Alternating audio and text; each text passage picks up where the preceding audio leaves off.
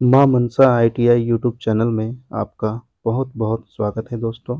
अगर इस चैनल को आप पहली बार देख रहे हो तो प्लीज़ इसे सब्सक्राइब कर दें, बेल आइकन को ज़रूर दबा दें और वीडियो लाइक व शेयर करना बिल्कुल भी ना भूलें। तो चलिए, आज के टॉपिक है safety rule and safety sign. तो इस टॉपिक से शुरू करते हैं आज का वीडियो। सुरक्षा नियम एवं सुरक्षा चिन्ह, यह बहुत ही महत्वपूर्ण टॉपिक है दोस्तों, क्योंकि अकेले इस टॉपिक से प्रत्येक साल ITI की परीक्षाओं में 1 या 2 प्रश्न देखने को मिल जाती है। तो सबसे पहले शुरू करते हैं सेफ्टी रूल से। तो प्रत्येक व्यवसाय के प्रशिक्षणार्थी, चाहे इलेक्ट्रीशियन हो या फिटर हो, सभी को यह सूचीबद्ध नियम को सीखना, याद रखना और इसका अभ्यास करना चाहिए, क्योंकि ऐसा करने से दुर्घटना होने की संभावना कम हो जाती है। ऐसा कहा भी जाता है दोस्तों कि सावधानी हटी और दुर्घटना घटी। इलेक्ट्रीशियन को एक और प्रसिद्ध कहावत याद रखना चाहिए कि electricity is a good servant but a bad master, अर्थात वैद्युत एक उत्तम सेवक पर अधम स्वामी है, अर्थात वह अपने स्वामी को भी नहीं पहचानता है। तो चलिए सूचीबद्ध तरीके से एक एक कर सुरक्षा नियम को जानते हैं। तो सबसे पहला है, केवल योग्य व्यक्ति को ही वैद्युत कार्य करनी चाहिए। चालू लाइन परिपथ पर कार्य नहीं करनी चाहिए। विद्युत परिपथ पर कार्य करते समय हमेशा इंसुलेटेड टूल, लकड़ी, पीवीसी रोधित हैंडल युक्त पेचकस, स्क्रू ड्राइवर का प्रयोग करना चाहिए, जैसा कि चित्र में नीचे दिखाया जा रहा है। अब है, सोल्डरिंग करते समय गर्म सोल्डर वाले लोहे को मेज अथवा बेंच पर नहीं रखकर उसे स्टैंड में ही रखना चाहिए दोस्तों, जैसा कि चित्र में स्टैंड दिखाया जा रहा है। परिपथ में फ्यूज बदलने से पहले मेन स्विच मुख्य कुंजी को बंद कर देना चाहिए। परिपथ में केवल उचित धारिता मान वाले फ्यूज का ही प्रयोग करना चाहिए, क्योंकि धारिता कम होने पर फ्यूज तुरंत जल जाएगा और अधिक धारिता होने पर मनुष्य और मशीन दोनों को जोखिम में डाल देगा। तो ऐसा करने से बिल्कुल बचें। अब है, विद्युत बोर्ड पैनल में प्रयोग में लाई गई सॉकेट, लग्स, स्विच या होल्डर इत्यादि इलेक्ट्रिकल एसेसरीज हमेशा अच्छे मानक का ही प्रयोग करें, जैसे BIS या ISI चिन्हित हो, जैसा कि इसका चिन्ह दाहिनी ओर दिखाया गया है। बिजली का काम, बिजली से संबंधित मशीन का चालन हमेशा लकड़ी का स्टूल, विद्युत रोधी सीढ़ी या रबड़ की चटाई पर खड़े होकर ही करें। इससे विद्युत झटका लगने की संभावना कम हो जाती है। सीढ़ी पर चढ़कर काम करने से पूर्व सीढ़ी को चिकनी भूमि पर न रखकर सख्त भूमि अर्थात दृढ़ भूमि पर रखें। बिना जानकारी के किसी भी मशीन की संचालन और स्पर्श नहीं करना चाहिए दोस्तों। चलित मशीन, घूर्णन यंत्र के चलित भाग पर कभी भी अपने हाथों को न रखें और मशीन पर काम करते समय ढीला कपड़ा, झूलती हुई टाई नहीं पहननी चाहिए, क्योंकि वह मशीन के चलित भाग में फंस सकती है। किसी भी उपकरण यंत्र को उसकी प्रचालन विधि का निर्देश को जानकर ही प्रचालित करनी चाहिए। वैद्युतिक उपकरणों से जुड़े सप्लाई तार कसे होनी चाहिए, क्योंकि ढीले जुड़े केबल्स स्पार्क पैदा कर गर्म होकर आग का संकट पैदा कर सकता है दोस्तों। अब है, सदैव 3 पिन सॉकेट और प्लग्स के साथ वैद्युतिक साधनों व मशीनों के लिए भू संपर्कन अर्थात अर्थिंग का प्रयोग जरूर करें, क्योंकि ऐसा करने से विद्युत झटका लगने की संभावना कम हो जाती है। मृत परिपथों पर कार्य करते समय फ्यूज को पृथक कर दें और मुख्य कुंजी अर्थात मेन स्विच बंद कर स्विच पर लाइन पथ पर मनुष्य है ऐसा प्रदर्शित बोर्ड लगा दें। ऐसा करने से जीवन क्षति बचाई जा सकती है। चालू लाइन पर या विद्युत उपकरणों पर जल का प्रयोग बिल्कुल ना करें। विद्युत परिपथ में लगी आग को जल से बिल्कुल ना बुझाएं, यह बहुत घातक सिद्ध हो सकती है, विद्युत झटका लग सकती है। अपने कार्यस्थल को हमेशा साफ व व्यवस्थित रखें। कार्यस्थल के फर्श पर तेल या मोबिल गिरा हो तो उसे साफ कर ही कार्य करना चाहिए। किसी भी वर्कशॉप, फैक्ट्री में काम करने से पूर्व वहां प्रदर्शित सुरक्षा नियम और सुरक्षा चिन्ह को ध्यान में रखकर ही काम करना चाहिए दोस्तों। यह सुरक्षा नियम था जिसे स्मरण कर ही हमें काम करनी चाहिए। अब हम लोग जानते हैं इलेक्ट्रिक शॉक के बारे में कि इसका प्रभाव और ट्रीटमेंट अर्थात इसका उपचार क्या हो सकती है। तो सबसे पहले जानते हैं विद्युत आघात अर्थात इलेक्ट्रिक शॉक। तो विद्युत आघात की गंभीरता कौन कौन सी बात पर निर्भर करती है, आइए जानते हैं। तो सबसे पहला है शरीर से प्रवाहित धारा की स्तर पर यह निर्भर करती है। दूसरा है संपर्क समय की अवधि पर भी यह निर्भर करती है। तीसरा, व्यक्ति की आयु कितनी है, इस पर भी यह निर्भर करती है। और चौथा, बॉडी रेसिस्टेंस अर्थात शरीर गीला है या सूखा, इस पर भी निर्भर करती है।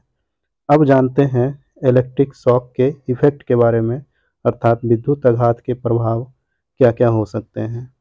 यदि विद्युत धारा प्रवाह अल्प स्तर का होगा तो उसका प्रभाव अप्रिय झंझनाहट जैसा होगा और व्यक्ति अपना संतुलन खोकर गिर जाएगा दोस्तों।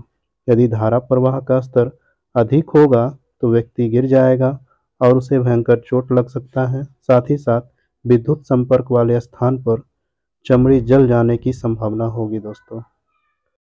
वहीं अब बात करें इलेक्ट्रिक शॉक की ट्रीटमेंट की अर्थात विद्युत आघात की उपचार का, तो उपचार कैसे करना है, चलिए जानते हैं इसके बारे में। तो दुर्घटनाग्रस्त व्यक्ति को तुरंत उपचार की अति आवश्यक होती है दोस्तों। यह जांच कर लेना चाहिए कि व्यक्ति स्वाभाविक रूप से सांस ले रहा है और उसकी चेतना सही है या नहीं। साथ ही साथ यह भी जांच कर लेना चाहिए कि उसे कहीं घाव तो नहीं लगा है। सांस सामान्य नहीं होने पर तुरंत उसे कृत्रिम सांस देना चाहिए, जैसे मुंह से मुंह में सांस देना जब छाती या पेट पर चोट हो, जैसा कि चित्र में प्रदर्शित है। दूसरा है नेल्सन विधि से सांस देना जब चोट पीठ पर हो। जब तक सांस सामान्य ना हो जाए सांस देना चाहिए और अधिक गंभीर स्थिति पर तुरंत डॉक्टर को बुलाना चाहिए दोस्तों। जलन या घाव बड़ा होने पर रक्तस्राव अधिक हो सकती है। इस स्थिति में पीड़ित व्यक्ति को आराम से लिटा देना चाहिए। यदि संभव हो तो पीड़ित व्यक्ति की घायल शरीर को ऊपर उठा देना चाहिए। घाव वाला स्थान पर कॉटन से दाब दें और तुरंत डॉक्टर को बुलाएं दोस्तों। इस तरह से जीवन क्षति आप बचा सकते हैं। अब बात करते हैं सेफ्टी साइन, सुरक्षा चिन्ह के बारे में।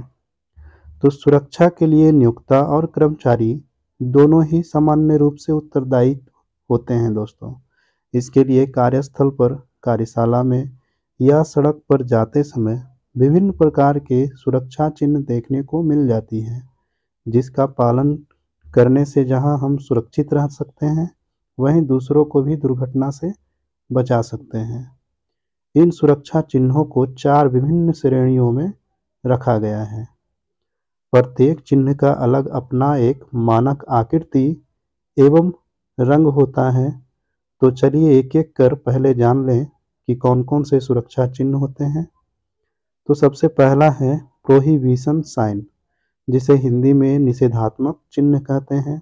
दूसरा है मैंडेटरी साइन, जिसे हिंदी में अनिवार्य चिन्ह और आवश्यक चिन्ह भी कह सकते हैं। तीसरा है वार्निंग साइन, जिसे हिंदी में चेतावनी चिन्ह या सावधानी चिन्ह कहते हैं। चौथा है इंफॉर्मेशन साइन, इसे हिंदी में सूचनात्मक चिन्ह कहते हैं। तो चलिए विस्तार से जानते हैं सबसे पहले प्रोहिबिशन साइन अर्थात निषेधात्मक चिन्ह को। जैसा कि दाहिनी ओर चित्र में भी दिख रहा होगा, इस प्रकार के चिन्ह का प्रयोग जहाँ होती है वहाँ ऐसे कार्य करने को निषेध अर्थात मना या रोका जाता है। यह संकेत वृत्ताकार आकृति में बने होते हैं जिसमें लाल रंग के बॉर्डर और क्रॉसबार और सफ़ेद बैकग्राउंड पर काली आकृति बनी होती है दोस्तों। इसमें आप देख सकते हैं धूम्रपान निषेध, थूकना मना है, माचिस मना है, मोबाइल मना है या कैमरा मना है इत्यादि चित्र इस तरह से बने होंगे। यही निषेधात्मक चिन्ह है। अब बात करते हैं मैंडेटरी साइन अर्थात अनिवार्य चिन्ह या आवश्यक चिन्ह की। इसमें भी चित्र आपको दाहिनी ओर दिख रही होगी। इस प्रकार के चिन्ह के द्वारा कारीगरों को सुरक्षात्मक निर्देश दिए जाते हैं और इसका पालन करना अनिवार्य होती है, इसलिए इसे अनिवार्य चिन्ह कहते हैं, अन्यथा दुर्घटना हो सकती है। यह चिन्ह भी वृत्ताकार आकृति में होते हैं। इसकी पृष्ठभूमि नीली और संकेत सफ़ेद रंग के होते हैं, जैसा कि इसमें प्रदर्शित है। सेफ्टी हेलमेट पहनना, सेफ्टी शूज पहनना, हैंड ग्लव्स पहनना इत्यादि ये सब मैंडेटरी साइन है। वीडियो को पॉज करके आप अच्छी तरह इसको समझ सकते हैं दोस्तों। वहीं अब बात करें वार्निंग साइन की, जिसे हिंदी में चेतावनी चिन्ह या सावधानी चिन्ह कहते हैं। इसका भी चित्र आपको दाहिनी ओर देखने को मिल जाएगी। इस प्रकार की चिन्ह हमेशा चेतावनी देती है और हमें सावधान करती है ताकि दुर्घटना से बचाव हो सके। यह चिन्ह त्रिभुजाकार आकृति में होते हैं जिसका पृष्ठभूमि पीला और चिन्ह काले रंग की होती है, जैसा कि आप चित्र में देख रहे हो रिस्क ऑफ इलेक्ट्रिक शॉक। इसी तरह और भी बहुत सारे चिन्ह जिसका प्रयोग इंडस्ट्री में देखने को मिलती है अलग अलग जगहों पर, जहां इसकी प्रयोग कर आप सुरक्षित रह सकते हैं। वहीं अब बात करें इंफॉर्मेशन साइन अर्थात सूचनात्मक चिन्ह की, तो नीचे चित्र भी इसकी प्रदर्शित होगी। यह चिन्ह हमें सूचना देती है। यह संकेत वर्गाकार आयताकार दोनों ही आकृति में होते हैं, जो हरे रंग के पृष्ठभूमि पर सफ़ेद रंग की आकृति अथवा सफ़ेद रंग की पृष्ठभूमि पर लाल रंग की आकृति बनी होती है, जैसा कि आप चित्र में देख सकते हैं। फर्स्ट एड की चिन्ह और फायर एक्सटिंग्विशर का चिन्ह दिखाया जा रहा है। तो दोस्तों इस वीडियो से हमें उम्मीद है कि इस टॉपिक को अच्छी तरह से आप समझ गए होंगे और इससे संबंधित प्रश्नों को अच्छे से बना लेंगे। आइए अब एक बार फिर से सभी चिन्हों का रिवीजन करा दें। इस चित्र के माध्यम से आप देख रहे होंगे शेप, मीनिंग, कलर, एग्जाम्पल। तो जैसा कि सर्किल और डायगोनल बार का है, ये रेड कलर का है, यह प्रोहिबिशन साइन है। सर्किल ब्लू कलर का है, इसमें सफ़ेद कलर का चिन्ह है, यह मैंडेटरी चिन्ह है। वहीं त्रिभुजाकार पीला रंग का आकृति में काले रंग का चित्र बनी है, यह वार्निंग चिन्ह है। हरे रंग का वर्गाकार आयताकार आकृति में सफ़ेद रंग का चिन्ह बनी है, यह चिन्ह इंफॉर्मेशन चिन्ह है। लाल रंग का वर्गाकार आयताकार आकृति में सफ़ेद रंग का चिन्ह है, यह चिन्ह फायर सेफ्टी का है।